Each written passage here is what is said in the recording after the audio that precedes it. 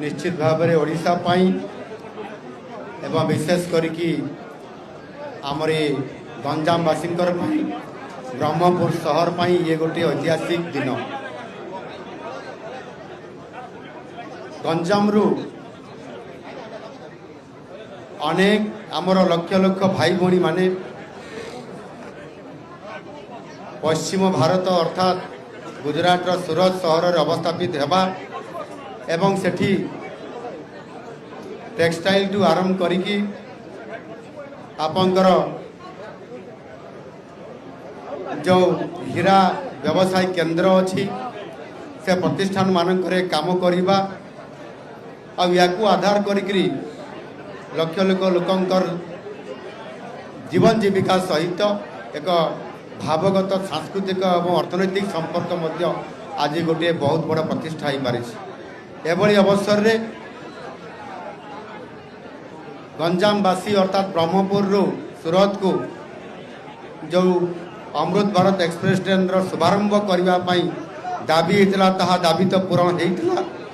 किंतु ताकू दैनिक चलवाई जो आपण मानकर आग्रह देखते सूरत रे मध्य अश्विनी वैष्णव जी को माननीय रेलमंत्री को सेठी आमर सूरत रे रोहुवा ओडिया भाई माने दाबी करवा एवं ये गंजाम रे मध्य एवं ओडिशा रे मध्य राज्य सरकार को जो दाबी करते ये दाबी को सरकार के तरफ रेलमंत्री महोदय को आमे यह पूरण करा जाऊ बोली जो कथा रखीलु अर्थात रेल विभाग आमर रेल मंत्री कथा दे कथा आज रखिंट एवं ये अमृत भारत एक्सप्रेस ट्रेन को आज दैनंदिन अर्थात प्रत्येक दिन रे ट्रेन चलवार व्यवस्था को आज से सफल करिसेंती। आज मध्य पुरी कोरापुट पुरी एक्सप्रेस ट्रेन पूर्व ओडिशा रु पश्चिम ओडिशा और पश्चिम ओडिशा रु दक्षिण ओडिशा पर्यंत एभली एक ट्रेन सप्ताह 3 दिन चलवार व्यवस्था को आज शुभ उद्घाटन आज करा जायछि। आज मध्य आपण मान पाखरे से तांकर मंतव्य रखिंट जे भुवनेश्वर पुरी संबलपुर जमी विश्वस्तरीय रेल स्टेशन प्रतिष्ठा करा जाउची ठीक से भाव में ब्रह्मपुर ये रेलवे स्टेशन को विश्वस्तरीय करा जिवो एवं सेतिपाई 300 कोटी ऊर्ध्व टंकार से व्यवस्था करिसेंती। एणु निश्चित भाव में जिते बड़े आम सरकार आसिला एवं डबल इंजिन सरकार ओडिशा रे चलिला सेते बड़े आम लक्षे कोटी टंका इन्वेस्टमेंट रेल विभाग तरफ करने जो दाबी करूँ ताहा मध्य आज 97,000 कोटी टंका आज बजेट रे प्रावधान करी खर्च करिवार ये जो सफल नेतृत्व आमको आज देइछंती डबल इंजिन सरकार रे माननीय यशस्वी प्रधानमंत्री आशीर्वाद रे एवं तांकर संकल्प रे आज आमे आगु को बढ़ुछंती। मु तांको पाखरे मध्य राज्य सरकार के तरफ दाबी रखिथिलु जे ओडिशा रे 30 जिला अछि 30 जिला को मध्य रेल संजोग करा जाऊ एवं सेतिरे मध्य से कुंठाबोध करना एवं जो किसी जिला बाकी थिला ताकू घोषणा करने द्वारा वर्तमान 30 जिलार 28 जिला को रेल संजोग हवापाई से संकेत दे सारी बाकी रहा केवल 2टी जिला कंधमाल एवं देवगढ़ जिला ताकू करने एवं रेल मैप धरिकी आम ट्रेन रे आसला बेले ताकू आम से आलोचना करूँ केमी संजोग कर एणु ओडिशा जेभली भाव में पूर्व दयर परिकल्पना कथा एठी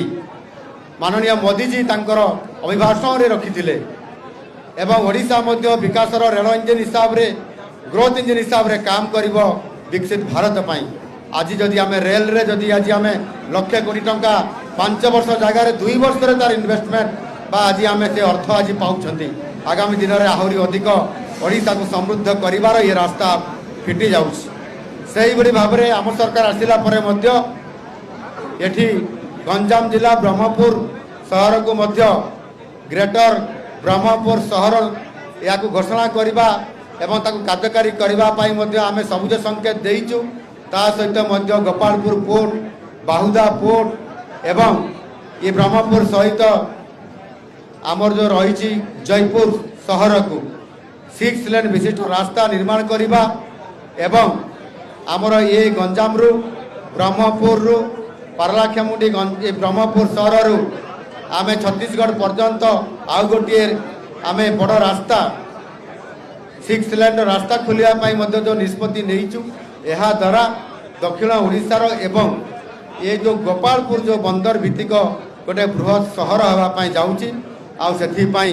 किछि दिन पूर्व आमर जापान जो कंपनी आसी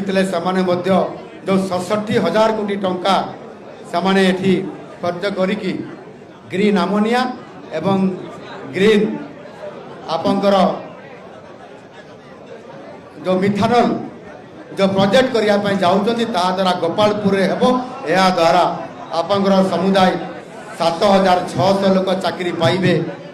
ये प्रकार विकास आज आम सरकार देवाई जाऊँगी से दृष्टिकोण आज एक ऐतिहासिक मुहूर्त में समस्त को आपण मान धन्यवाद देवी जे आपण मैंने समस्ते ये वार्ता को एवं सर्वोपरि ओडिशार समृद्ध ओडिशा जो निर्माण करने आज आम सरकार संकल्प नहीं साकार करने गंजामवासी को एवं ब्रह्मपुरवासी को मु धन्यवाद दूची ये आपण मानकर दाबी आगामी दिन में जो गुड़िक भी अच्छी ताहा निश्चित भाव में रेलमंत्री को आम छाड़ा ना से आम ओडिशार प्रतिनिधित्व करुँच आम आगामी दिन में आहरी अधिक ट्रेन देवा सहित रेल विकास को आहरी आगू नहीं पारे ये विश्वास निश्चित भाव में आज से आमको देती से धन्यवाद दूसरी धन्यवाद।